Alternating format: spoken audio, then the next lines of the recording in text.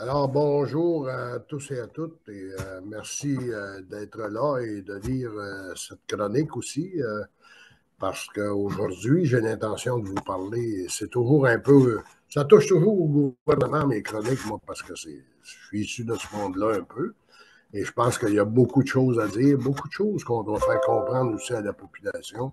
Alors, aujourd'hui, je dois vous parler évidemment de ce qui est important, puis très important même, parce qu'on est, il est rendu midi moins 5, moins 3, là, des négociations du secteur public.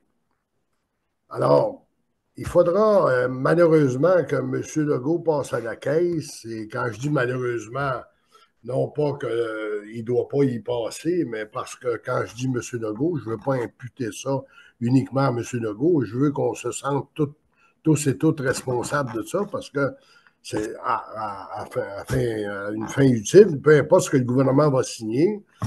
S'il exagère, c'est toujours, ou même s'il n'exagère pas, c'est toujours le contribuable qui paye la note. Alors, voici pourquoi j'aimerais vous faire part un peu de mon opinion sur les négociations de la fonction publique. D'abord, je ne sais pas, les gens vont se rappeler qu'en 2021, lorsque M. Boyer, qui était président d'un grand syndicat au Québec, a déclaré, nous avons obtenu dans notre négociation 6 d'augmentation et nous avons fait un pas de géant pour faire en sorte que la fonction publique du Québec devienne attractive. C'est-à-dire que les gens soient contents d'aller travailler pour le gouvernement, qui trouvent que c'est un bon employeur, qui sont contents parce que faut pas juste aller chercher un job quand on travaille pour le gouvernement. Il faut avoir aussi, euh, bien sûr, c'est presque une vocation, moi, que je dis dans mon langage, parce qu'il faut aimer servir la population. C'est évident, si les gens n'aiment pas servir la population, s'ils n'ont pas un degré d'empathie pour la population qui transige avec le gouvernement, ça donne toutes sortes de situations qui sont pas agréables. Et la tentation est toujours, dans ce temps-là, pour le gouvernement, quand il commence à se faire critiquer un peu, de mettre ça sur le dos de la fonction publique. Alors, tant mieux. Moi, je me suis dit, en 2021, M. Boyer nous dit, on est content de l'augmentation. On a pris des mesures pour être attractif, pour avoir un emploi au gouvernement. Alors, je dis, les beaux jours commencent. Alors, on s'est dirigé vers ça. En dedans de 2 ans, on est rendu à 2023. En dedans de 2 ans, là, celle qui l'a remplacé à la tête du syndicat, Magali Picard, arrive là pour dire le gouvernement nous présente des offres ridicules. Et elle trouve ça tellement ridicule qu'on sait très bien qu'il y avait déjà un rapport de force qui avait existé. La majorité des gens qui travaillent pour le gouvernement ont fait en sorte de se regrouper. Il y a un nouveau front commun. Les gens trouvent que c'est pas nécessairement une belle job. Et à partir de ce moment-là, les dernières offres, 2, 3 fois que Mme Lebel grossit ses offres, augmente ses offres, et la dernière fois que Mme Lebel l'a fait, on n'a même pas pris la peine de le regarder trop souvent. On a dit, elle veut rire de nous autres, ça n'a pas d'allure, on n'accepte pas ça, on rejette ça, puis on va faire des grèves perlées, là, générales, à travers le Québec. Ça va commencer d'ailleurs au moment où vous allez lire ou écouter la chronique, ben, ça va déjà commencer. Alors, pourquoi ce changement de cap? D'abord, on va mettre ça encore sur le dos de la pandémie. La pandémie a le dos large, mais on va faire un retour à la pandémie. Vous vous rappellerez que M. Legault, probablement, il avait raison aussi. Je ne dis pas probablement il avait raison, il avait raison aussi. Avec tout ce qui s'est passé avec la pandémie, rappelez-vous que M. Legault a mis des infirmiers, des infirmières au Québec sur un piédestal en disant c'est nos anges gardiens. Hein? On les louangeait, on disait, puis avec raison d'ailleurs, comme je le dis, il ne faut pas que les gens pensent quand je dis ça que M. Legault n'avait pas raison de dire ça, mais M. Legault a dû les louanger puis les encourager à faire une bonne job parce que rappelez-vous que dans les CHSLD, c'est un mouroir. Là. Les gens mouraient en quantité industrielle à tous les jours, assez que nous autres, on regardait ça. Moi, j'étais complètement ahuri devant ça. Je me disais, ça n'a pas de bon sens. Qu'est-ce qu'on va faire? J'avais presque envie de dire que la fin du monde était à nos portes parce que ça ne va pas de bon sens. Alors, il y a eu des manques de services en masse, puis on ne pouvait pas blâmer ces gens-là parce qu'ils travaillaient la broue dans le toupette tout le temps. Et ce n'était pas une situation facile. Mais depuis ce temps-là, là, regardez ce qui s'est passé au gouvernement. Moi, et c'est là que je vais faire le point de jonction. Quand M. Boyer nous dit on est content parce qu'on s'est mis des conditions pour attirer les gens dans la fonction publique, parce qu'ils vont aimer ça, travailler pour l'État. Ils vont aimer ça, rendre service à la population. Ben, écoutez, on est bien obligé de constater qu'il y a quelqu'un qui nous a pété de la broue en quelque part. Il y a quelqu'un qui a dit des choses, il parlait à travers son chapeau. C'est-tu M. Boyer? Est-ce que c'est le gouvernement qui avait fait des offres, qui avait promis que ça s'améliorerait? Moi, je ne suis pas capable de démêler ça aujourd'hui. Mais qu'est-ce qui se passe dans notre système d'éducation?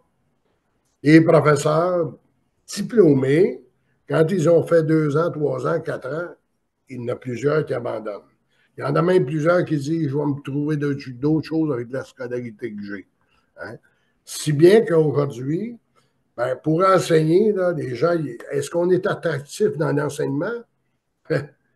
Les écoles sont délabrées, les écoles sont mal organisées, on n'a pas d'enseignants qui prennent la relève, on n'a pas d'enseignants qui veulent faire de la durabilité là-dedans parce qu'ils sont à bout de souffle au bout de quelques mois. Tout ça parce que souvent, ben ça ne concerne pas juste le gouvernement. Là. Le gouvernement n'a pas mis des conditions favorables, possiblement.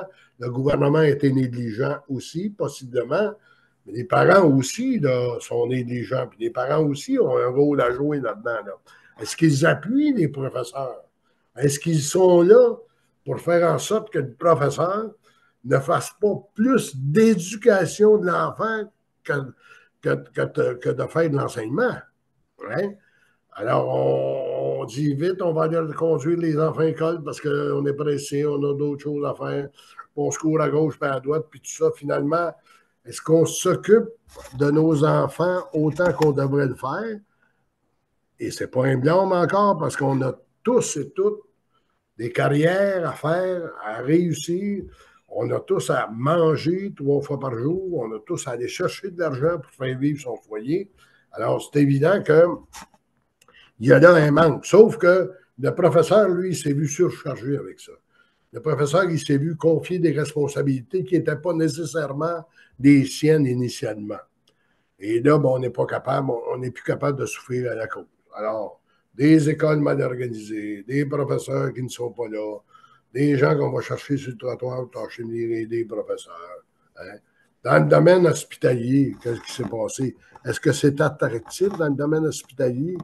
On a vu des infirmières pleurer sur la place publique pour dire que ça n'a pas de bon sens parce qu'ils viennent de finir un chiffre là, de 8 heures, puis alors qu'ils devraient partir pour s'en aller à la maison, comme tout citoyen normal quand on travaille en quelque part, là, on dit non, tu vas être obligé de faire l'overtime ce soir, tu vas être obligé de faire du temps additionnel parce qu'on a besoin de toi, puis on n'a pas le choix de faire ça. Ah, on aura beau, on paye. Ben oui, on paye tant double, on donne des primes, puis tout ça. Alors, ça cause ce problème-là, c'est qu'à un moment donné, il y a des limites à l'assoufflement de l'individu. Et ça, les syndicats le savent très bien. Et ça, les syndicats jouent là-dessus beaucoup, hein, auprès de leurs membres. Et c'est sûr qu'ils jouent là-dessus parce que si moi, je suis membre d'un syndicat, je suis insatisfait de ma job, j'irais pas m'avoir vu le patron, moi, il en parlait une couple de fois, mais quand je vois que le patron, il a des œillères de chevaux, puis il veut pas comprendre, il n'élargit pas ses horizons pour me trouver au moins une façon de procéder qui me soit plus convenable. Qu'est-ce qui se fait à ce moment-là? Qu'est-ce qu'il fait? Mais il s'en va voir son syndicat. Le syndicat, il dit, ouais, mais ça n'a pas de bon sens. Alors, on est parti de loin. Là. On est parti d'une entente de 2021 avec une bonne augmentation de salaire qui devait alléger la tâche de ceux et celles qui travaillent pour le gouvernement. puis on n'a pas atteint cet objectif-là pantoute, sauf l'objectif du 6 qu'on a donné aux gens. Alors, aujourd'hui, et l'autre ennemi beaucoup du gouvernement, et ça, c'est pas nécessairement à cause du gouvernement, parce que ça se passe pas juste ici, c'est le coût de la vie. Hein? Tout le monde sait. Écoute, j'écoutais, on vient d'analyser les sacs de bonbons d'Halloween. Pour le même, on a le même sac de bonbons devant nous autres, mais il y a 3 bonbons dedans au lieu d'en avoir 8. Puis, tu sais, on a gardé un peu visuellement la même étiquette là, pour faire ça. Donc, quand on achète, on a l'impression que c'est bon, mais quand on ouvre, c'est aussi bon, mais il y a à peu près rien dedans. Combien de fois on s'est dit, nous autres, comme consommateurs, hey, j'ai pas changé de format de mon pot de je sais pas trop quoi, là. Par contre, c'est qu'au lieu d'en avoir 450 grammes, dedans, il n'y en a plus un que 380. On met le vent le même prix ou on a augmenté de prix. Alors, inutile de dire que l'inflation est là. Ça, c'est une autre mauvaise nouvelle pour les payeurs de taxes. C'est une autre mauvaise nouvelle pour le gouvernement. Alors, le gouvernement ne pourra pas tenir très longtemps à cette situation-là parce qu'il va juste continuer de détériorer la situation.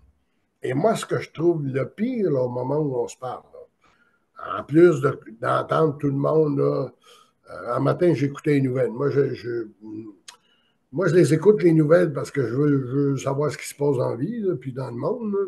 Mais c'est décourageant d'écouter les nouvelles. Hein? Le REM ne passe pas en matin pour que les gens se rendent au travail. J'ai entendu ça un matin. Là. Alors, on chiale après l'assurance automobile, on chiale après le REM, les hôpitaux. Moi-même, je peux vous dire que j'ai un test à dépasser à l'hôpital, un test particulier. Et puis, j'ai fait la demande, je n'ai pas été capable de rejoindre personne. On m'a demandé d'envoyer un fax, j'ai envoyé un fax. Ça fait 3 semaines, je sais qu'ils l'ont reçu parce que je sais que mon fax me dit qu'ils l'ont reçu. Mais je ne suis pas capable de rejoindre personne, puis personne ne me rappelle. Mon médecin m'a dit que ce n'était pas urgent, c'est un test probablement de routine, en tout cas d'aller chercher une précision additionnelle. Là. Mais quand on se met dans ma peau comme ça, est-ce que moi, j'ai le goût de dire que le système de santé va bien le matin, là? Quand je vous raconte mon expérience, puis c'est quelque chose de bien ordinaire. Là. Imaginez-vous celui qui attend après des soins pour un cancer. Celui qui attend après des soins, puis qui dit, si ça retarde trop, ça va tellement se détériorer que ça va tout bien être incurable. Imaginez tout ce que veut ressentir cette personne-là. Alors, le gouvernement est mal organisé. Et là, M. Legault a ça entre les mains. M. Legault dit évidemment que la capacité de payer est limitée. Il a bien raison là-dessus. Par contre, il faut faire attention aussi parce que, vous savez, M. Legault, c'est un gars qui aime bien être. Il dit qu'il aime être transparent. Il y a transparence et transparence. Quand je vois M. Legault là, qui veut tout dire, ce qui lui passe par la tête, c'est correct. Est-ce qu'on a besoin de tout savoir ça? Je ne suis pas sûr.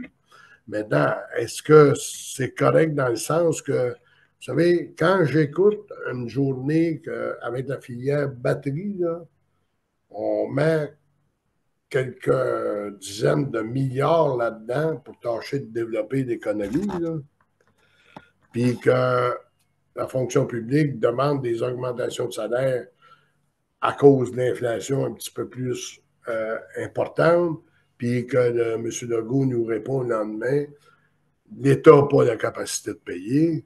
Moi, je peux faire la nuance de ça, là.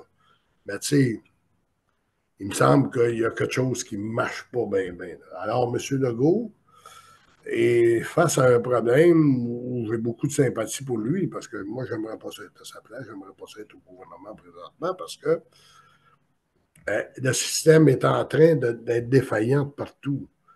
Mais, coudonc, c'est de même M. Legault qui nous a dit que dans un deuxième mandat, et ça, je sais ça, parce que Robert Bourassa aussi me l'avait dit d'une autre façon, hein, ça prend beaucoup de courage dans un deuxième mandat pour passer au travers. Excusez. M. Legault est rendu là maintenant. Alors moi, je lui souhaite tout le courage possible. J'espère que ça va se régler le plus vite possible, pour une seule raison. Pour bien des raisons, mais pour une seule en particulier. savez, là, que toutes les fois qu'on dit que c'était écœurant de travailler dans le système d'éducation, ça n'a pas de bon sens de travailler dans un lieu de santé.